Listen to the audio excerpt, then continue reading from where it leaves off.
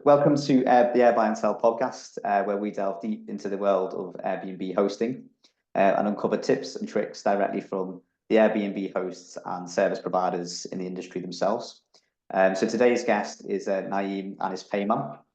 He's one of the founders of Zeevou, one of the UK's leading short-term rental management software platforms. So it's really great to have you on the call, Naim. Please tell us a little bit about what led you to become involved in the Airbnb industry and how you started Zeevou. Yeah, so it's a long story of how I actually got involved to start with, but essentially I liked food. I wanted to move out of university, so I got into short-term rentals. Okay, what was that? Yeah. Sorry, you liked food, and the food at food? university was awful, so I was trying to get myself into a flat and rent out the second room. Right. Okay. And that didn't quite work out, so then I started letting the flat on a short-term basis. Yeah. And then from that got into Airbnb, managing Airbnbs for other owners, leasing and subletting entire blocks of flats, and then later on purchasing hotels. Fantastic. Yeah. And that was how long ago was that? So that was 10 years ago while I was still at university. Okay. So Airbnb was pretty fresh around that time as well.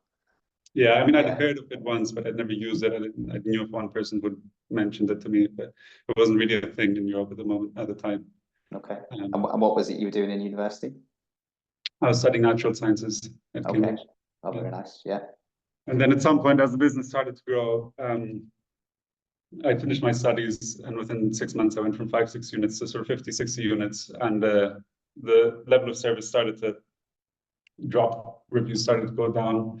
We had huge issues in things like collecting secure deposits, doing check-ins in person, fighting chargebacks, making sure cleaners didn't continuously miss cleans and so on. So I decided to stop growing the business for a bit and start developing software, which is essentially how Zeevou began. Yeah. Okay. And did you start it alone, or was it sort of other co-founders in the mix?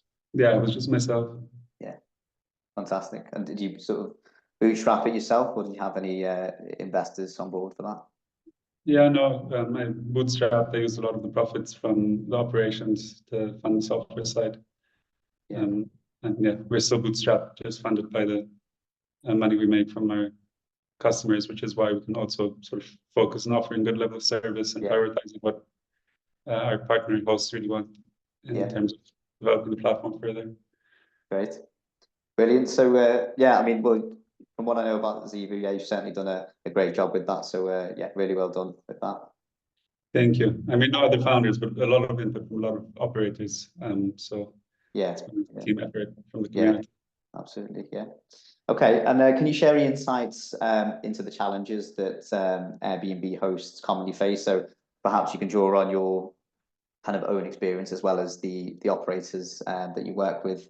And I guess specifically, how your product helps to solve a lot of those challenges.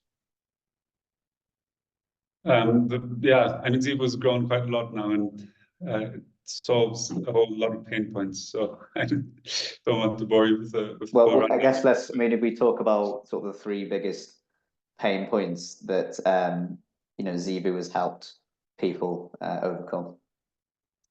I mean, if you look at it at a very high level, I guess the three main things would be the property management solution, the PMS service that we offer, the channel management, and then the direct booking websites.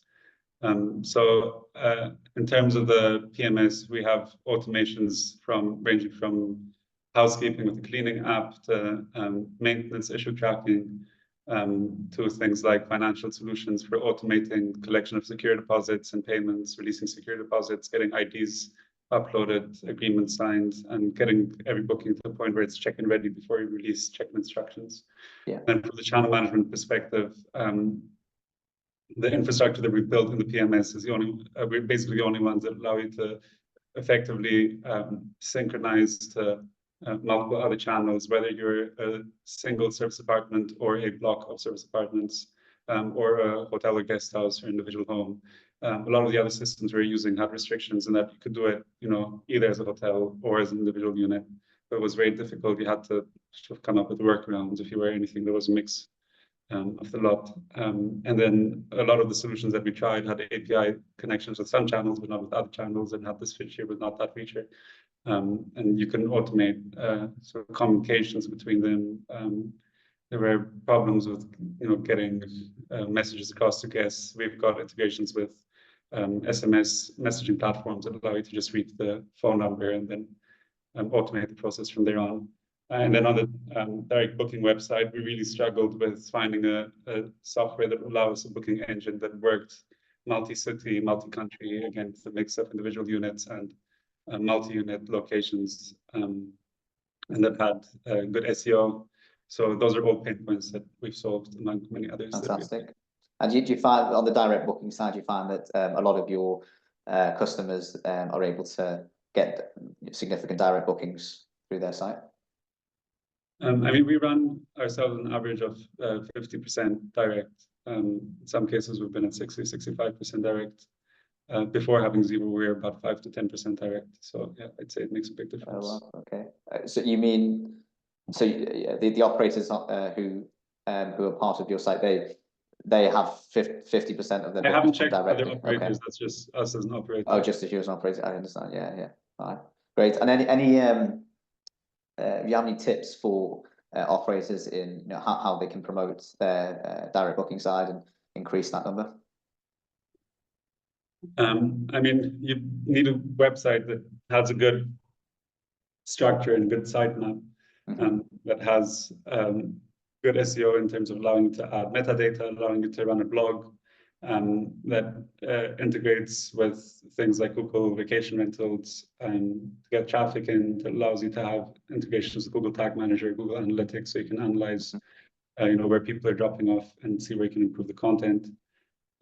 So there's quite a lot of technical things behind it, as well as, of course, for it to be visually appealing, having a nice logo and branding and so on all in place. Yeah, fantastic. Okay, brilliant.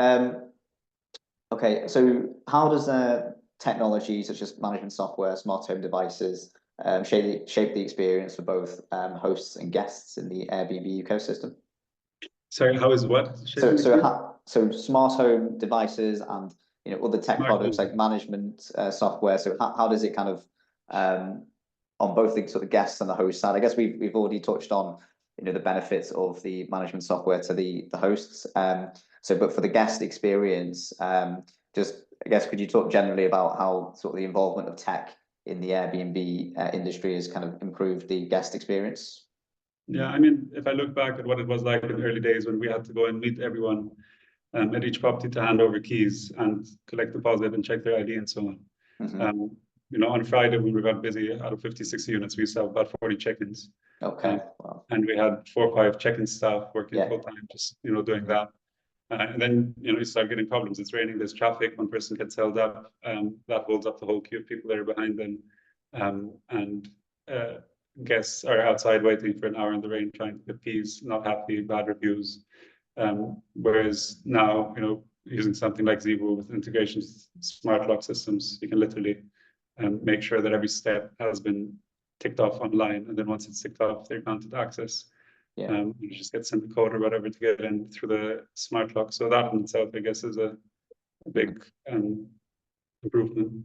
Yeah, great. Okay, and then so since you've also been doing Airbnb for a long time, so over that period, how do you think Airbnb has changed and evolved? And I guess in the future, how do you see it changing further?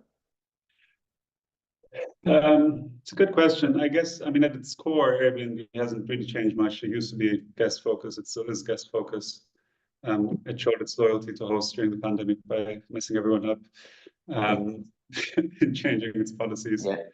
I'm still a big believer of, don't build your land on someone else's land, your house on someone else's land. And that was the case 10 years ago. That's the case now. And I think. Do you think it's sort of shifted? I mean, what I saw from the early days was Airbnb, that it was more of it was more about people renting out the spare room, and now it's kind of changed to sort of not become too different from the likes of Booking.com and other booking sites where I think something like 60% of properties on the platform are entire homes. Not at the point I got involved. I think, 10 years ago when I got involved, there was already quite a bit of sort of professional hosts putting their Right. listings up. I think before that, yeah, in the very early days, it started off mostly as renting out your spare room, but I wasn't involved at that point. Yeah. And I'd say Booking.com has changed a lot more than Airbnb over this period because they used to be focused pretty much exclusively on hotels. Yeah. And I remember in my first year of doing this, or second year, I think 2015 maybe, I tried to sign up with Booking.com because we had a blip in bookings from Airbnb in August. I couldn't really get my foot through the door. I mean, they pretty much didn't want to talk to service apartments. All they wanted was hotels. And then over the next sort of 2 to 3 years, they started getting the idea of, oh, there's a lot of these service apartments out there. We better, get into doing something. And then they launched this Booking.com homes program, and then took some time to try and get into there, and then get whitelisted. And then if you were whitelisted, you could list, but if you weren't whitelisted, you went back into a queue. Yeah. They've really, changed their business model to allow for service apartments over time. Okay, and then from your point of view, do you see, much of a difference now between Airbnb and Booking.com? Because I often get asked this question where people say, what's the difference? Why would I book an Airbnb versus another property I found on Booking.com? But yeah, from your point of view, is there any difference? I mean, we get a lot more bookings from Booking.com than we do from Airbnb. I think Airbnb we're around 10% now. Booking.com we're at the 30-40% probably. Okay. We used to be 80% Booking.com. So we've always had a lot more bookings from Booking.com since we listed with them than Airbnb. Okay. In terms of the ease of listing and operating, Airbnb is definitely easier in that it covers, the host guarantee and deposit and so on. Booking.com, that's one of the other things they've done. They've really tried to sort of replicate that by offering payments by Booking.com, by offering deposits and booking requests more recently and so on. Part of what Zeevou does is that it streamlines all the processes from different booking sites into a unified way of handling your bookings and making sure that everything's ticked off, irrespective of where the booking came from. So in the early days of, not even that early days, a couple of years ago for Booking.com, all you did was get the booking, you had to sort the rest out. So that's where Zeevou comes in really handy, in that it replicated what we had an Airbnb with the payments automated, secure deposit collection, ID upload verification, and so on. Fantastic. Okay, and I guess what you said, most of your bookings, sort of 90% come through Booking.com, 10% on Airbnb, or something like that. So is that what do you think is the reason for such a a drastic split between the two? I mean, Booking.com started early, and I guess had a lot of volume already there, looking at hotels, and that they've sort of diverted some of that to service apartments. I guess they do more marketing, or I don't know. Well, because in my experience, only 20% of our bookings come through Booking.com. So we have maybe 20% direct, and then the rest from Airbnb. So it's like, so I also run a management company over in Liverpool. So we do about 15 properties here in Liverpool. So I that's why when I speak to other hosts, even in our city, that some of them have much higher than Booking.com than Airbnb, and it's just there seems to be no actual formula for how to predict where you're going to get the most bookings from, and how to sort of change that so that it suits your needs. So I guess on Airbnb, if you spend a lot of time on descriptions and your images, and I don't know, maybe reviews have a bigger impact on how much people book through Airbnb. Yeah. Maybe people are more lenient to book on a lower score on Booking.com. Yeah. Wow. And do you find that there's any difference between the sort of type of guests that you get on Airbnb, Booking.com? It's been too long since I was involved in dealing with booking myself, so unfortunately I'm too far removed from that. Fair enough. I do, as I say, with our management company Flatsy, I do feel that there's a bit, the people who book through Airbnb often want to engage more. They're more responsive. They are, almost it kind of creates that more friendly, sort of homely vibe between the host and the guest, as opposed to. I mean, the app is also a lot more geared towards. Yeah, that's right. Yeah, right. All right. So just talking about how to get into Airbnb. So if we've got any sort of new some people who want to start Airbnb but they're not currently involved in it, what advice would you give them for how to get started? So how to, I guess, find a place, sort of what strategies like rent to rent would they buy, and then how to kind of set it up in the best way? I mean, I guess it depends on a whole host of factors. One of them being how much money you have at your disposal. If you can buy, then buy. If you can't buy, then you could look at rent to rent. And if you have no money, then I guess you can try and start with management services or some sort of JV where you're just doing the work and getting paid for it in a way. Yeah. Did you start out on the rent to rent side? Is that no, I started off managing. I didn't have any money. Managing, yeah. I didn't even know rent to rent was a thing, to be honest. I got into rent to rent by chance because someone didn't want management and said, I have 8 flats, but I want fixed the amount. So I said, fine, I'll give you a fixed amount and I'll keep the rest. I didn't know there were other people doing this. I didn't know there were these Facebook groups or anything back then. I'd say be very careful about analyzing the deal. Service apartments don't work everywhere. They don't work on any property. Have to make sure there's more money in it than an AST. We've got a free deal analyzer on Zeevou, zeevou.com/deal-analyzer, which allows you to input all sorts of parameters and then gives you different graphs for different scenarios in terms of occupancy rates and price per night. So I'd say be very careful before touching anything, especially if it's your first time, to make sure you're not going to end up losing yourself or someone else's money. Yeah. And at the moment, it feels like it's a fairly saturated market. This happened before COVID. A lot of people got in, and then during COVID, a lot of people obviously got out. And then it feels like in the last 2 years, supplies shot up. And this current year's demand has gone down again compared to supply. So I think we're reaching a point where we'll see people starting to exit. Don't jump in the deal that someone's exiting from. Doesn't mean you're going to be able to do better. So be careful. So would you say that now is not a good time then to start Airbnb, or you just think that it's still worth doing it, but just be careful with doing it? Yeah. I mean, if you get a good deal, then you get a good deal. It's just you have to make sure it's a good deal. Just don't get too excited by thinking, oh, I managed to get someone to agree to let me do a rent to rent. If the rent's too high, then you're going to regret that they agreed to. Yeah, absolutely. Yeah, so I often see that ourselves when people approach us to manage units for them. And then we will do the numbers first, and then if it doesn't really stack, then we wouldn't take it on under management, because it just means that there wouldn't be a sustainable partnership there if it's not working for both parties. Yeah. Okay.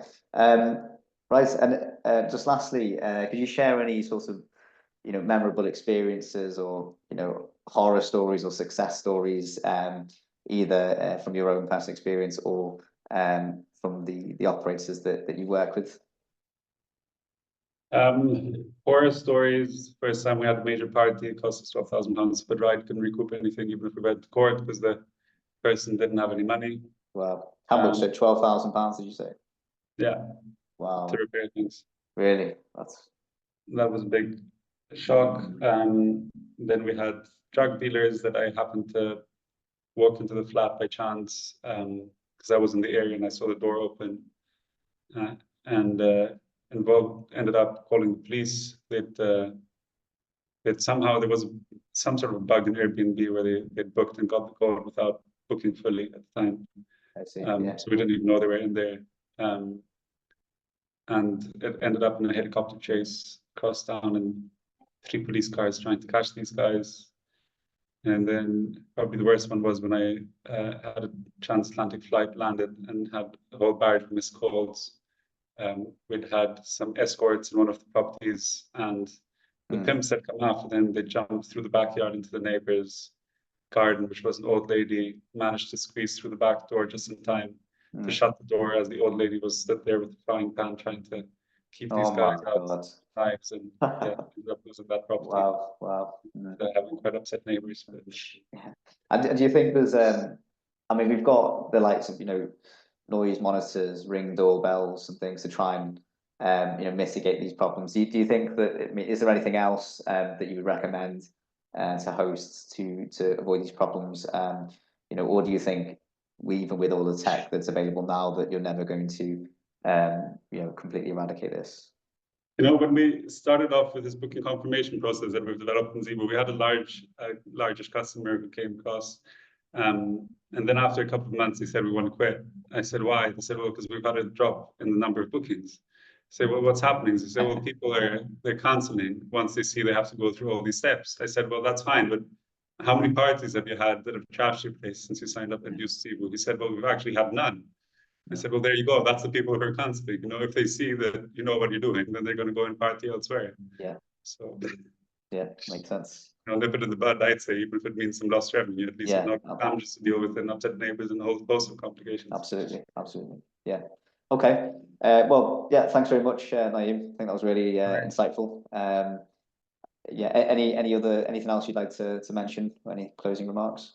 You were asking in terms of guest experience. We're actually later this year, hopefully, we'll be building out a guest portal that will allow people to see all their upcoming bookings, make changes, download invoices, check instructions, details on how to use amenities, what's in the area, and so on and so forth. Yeah. So keep your eyes peeled. Fantastic. All right. Well, and thanks everyone else for watching this video. The link will be in the description below, where you can check out the Zeevou and sign up there if that's of interest to you. So yeah, thank you very much, and thanks again, Naim. Take care. Thanks for having me Bye bye. on. See you. Bye. Bye bye.